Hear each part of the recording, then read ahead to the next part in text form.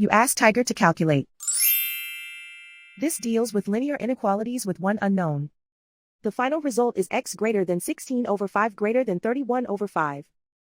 Let's solve it step by step. Group all constants on the right side of the inequality. Add 4 to both sides.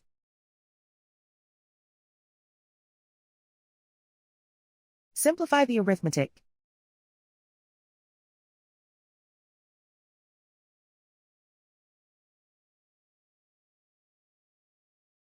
Isolate the x. Divide both sides by 5.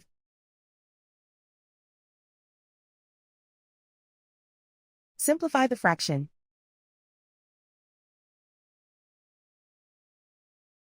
Plot the solution on a coordinate grid. And so the final result is x greater than 16 over 5 greater than 31 over 5.